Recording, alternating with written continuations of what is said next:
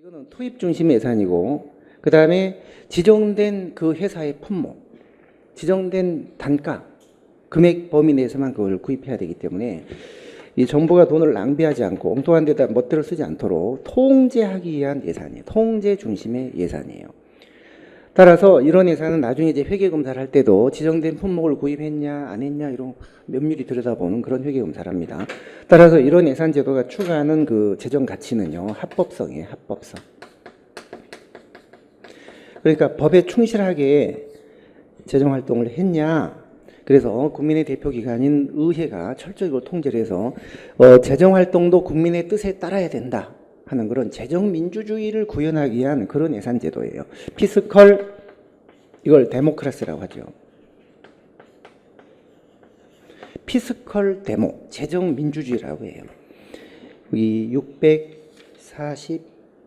642조 맨 꼭대기 품목별 예산의 장점에 보면 이제 1번 의회가 정부의 재정 활동을 통제하기가 용이하고 책임을 묻기가 용이하고, 그래서 왼쪽 날개 피스컬 데모, 재정 민주주의를 구현하기가 용이하다. 그런 게 가장 큰 강점이에요.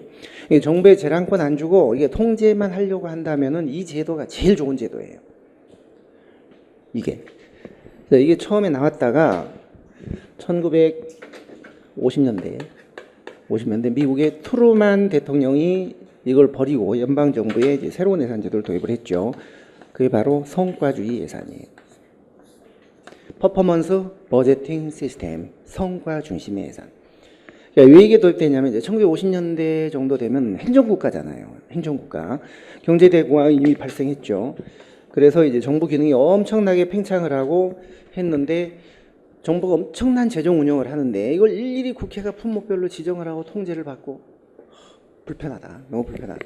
행정부에 엄청난 재량권을 주면서 예산은 돈 쓸 수 있는 재량권은 안 주는 게 이게 모순이다. 그래서 이제는 통제보다는 행정부가 알아서 능률적으로 집행을 하게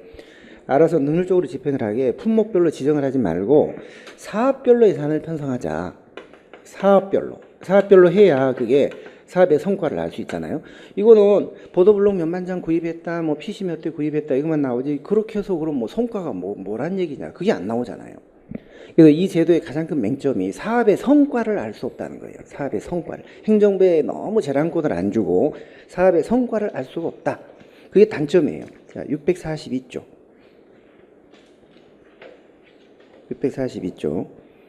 단점 하단에 2번. 사업의 성과나 효율성 뭐 이런 걸 알 수가 없네요. 투입, 품목에만 치중하니까. 자, 그래서 이제는 품목 대신 정부가 하는 사업에다가 초점을 맞추고 예산을 편성하자. 그래야지 그 사업의 성과를 알 수 있으니까요. 그리고 품목은 일일이 정하지 말고 정부가 알아서 그냥 필요한 품목을 구입하도록 하자. 이게 바로 성과주의 예산. 그래서 투입이 아니라 이거는 사업별로 예산을 사업별로 하는. 그러니까 이쪽에 예산이 보도블록 한 장에 얼마 뭐 이렇게 일일이 다 지정을 해줬다면 요거는 그렇게 하지 않고 보도 포장 사업 이렇게 됩니다. 1000평의 보도를 만약에 포장을 한다. 그러면 1000평 포장하는데, 자, 1000평을 포장하는데 1000평 곱하기 한 평당 10,000원씩이다. 그러면 1000만 원. 1000만 원 줄 테니까 이걸 가지고 1000평의 보도를 포장을 해라. 어떤 보도블록을 사든 뭐 몇십만 개를 사든 건 니들이 알아서 해라. 1000만 원 가지고 보도 포장을 해라. 품목을 정하지 않아요. 근데 만약에 1000만 원 받아가지고 1000평이 아니라 한 900평밖에 포장을 못했다. 그럼 사업의 성과가 90%밖에 안 된 거죠. 그 다음에 1000평을 포장했는데 1100만 원 가지고 했다. 그럼 또 낭비가 된 것이고. 그래서 어떻게 하면 적은 투입을 가지고 많은 산출을 낼 것이냐는 고민을 정부가 해야 돼요. 이제는 능률적으로 예산을 집행. 자, 능률적으로 예산을 관리라는 게 집행이죠. 집행해야 되는 그런 고민을 정부가 해야 돼요. 그래서 어떻게 하면 적은 투입을 들여서 많은 산출을 낼 것이냐. 이거가 이제 재정이 추구하는 중요한 가치가 되게 됩니다. 그래서 투입분의 산출, 이게 바로 능률이 되는 능률.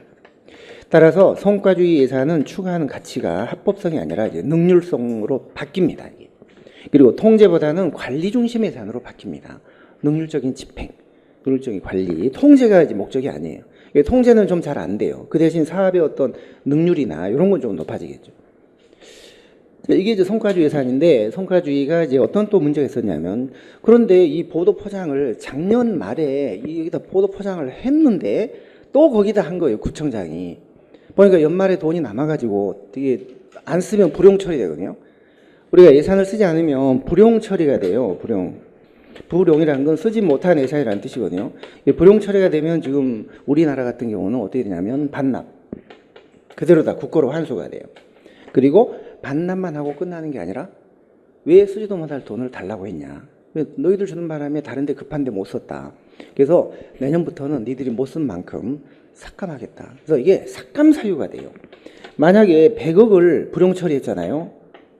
그러면 기획재정부가 100억을 국고로 환수하고 플러스 내년도 너희들 예산 중에 100억은 삭감하겠다. 여기 자꾸 안 쓸 돈을 왜 달라고 하냐. 그러니까 연말에 이 불용 처리가 되면 손해니까 기를 쓰고 막 이걸 쓰려고. 그래서 멀쩡한 보도 막 갈아 끼우고 하수도 파서 메꾸고 연말에 길이 막히는 이유가 있잖아요. 연말에 길이 막힌다는 말 많아요. 그게 두 가지 이유예요. 첫 번째 택배들 선물 그 운송 때문에 그렇고 또 하나는 쓸데없는 이런 보도 포장 뭐 이런 거 하기 때문에 그래요. 실제 그래요, 실제. 그래서 이런 걸 막아야 되는데 보니까 연말에 지난해 보도 포장을 했는데 이걸 불용 처리하지 않기 위해서 또 이걸 한 거예요. 결국 이거는 목적의식이 없는 그런 거 사업을 한 거죠. 자, 그래서 이거는 상대적으로 투입보다는 산출을 투입만 이건 중시했다면 요거는 투입과 산출 간의 관계까지 생각을 한 거거든요. 투입과 산출. 그런데 산출은 중간 산출, 보도 포장이라는 중간 산출은 생각했지만 그 보도 포장을 한 이유가 뭐냐, 목적이 뭐냐. 목적이 예를 들어 뭐 소통 개선이라든지 소통 아니면 도시 미관 개선이라든지 이런 목적이 있을 텐데 이런 목표를 생각하지 못했다는 거예요. 이런 목표를. 보도 포장까지 이거 산출까지만 생각을 했지 그게 도로 소통을 위한 것이냐 도시 미관을 개선하기 위한 것이냐 목적은 달성. 만약에 작년에 보도 포장 한 데다가 또 했다면 이거는 뭐 소통이나 도시 미관하고는 아무 효과가 없잖아요.